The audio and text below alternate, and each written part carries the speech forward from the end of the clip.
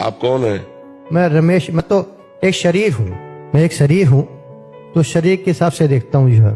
तो हम वार्ता नहीं कर पाएंगे आपसे क्योंकि आप शरीर है।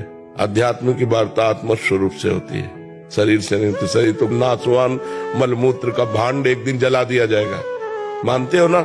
सही है, बोलिए, सही बोल रहे हो। सही बोला तो सही पकड़ो ना, फिर सही पकड़ो।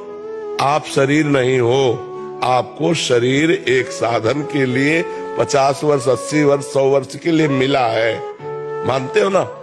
तो आप कुछ और है। वो क्या है अभी आप जानते नहीं हो। आप परमात्मा के स्वरूप है।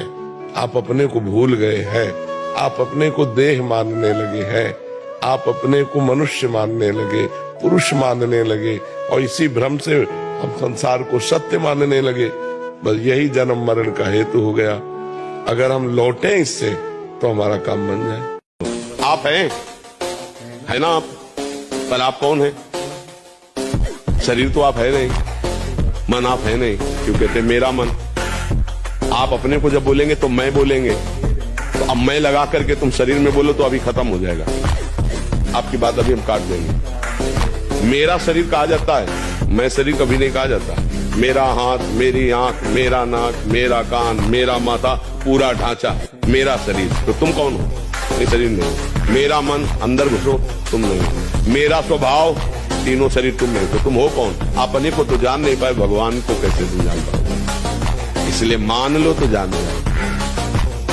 अपने को बिना जाने प्यार कर रहे हो ना, ऐसे मान लो। आपको क्या मिल जाए? एक ऐसा शब्द बोल दो जिससे आप निर्भय, निश्चिंत और निःशोक हो सकते हैं।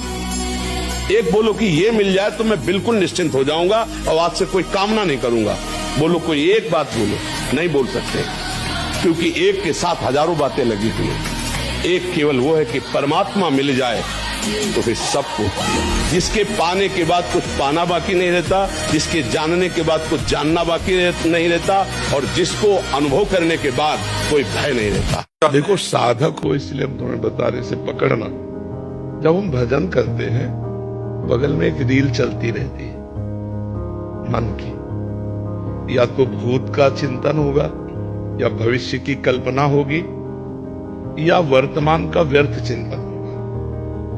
एक रील अपने आप चलती है, वो मन की है। जब तक वो निर्मल नहीं होगा तब तक वो फेंकता रहेगा जो उसमें भरा हुआ है। जब हम गुरुमंत्र जपते हैं, या भगवत ध्यान करते हैं, या ब्रह्म विचार करते हैं, तो साइड में वो अपने विचार फेंकता रहता है मन। अब हमें उन विचारों पर ध्यान न देकर न राग करना है न द्वेष, निरंतर गुरु प्रदत्त मंत्र और नाम का जप करें तो धीरे धीरे जो मन की वृत्तियां हैं, काम आदि क्रोध आदि की, ये शांत हो जाएंगी।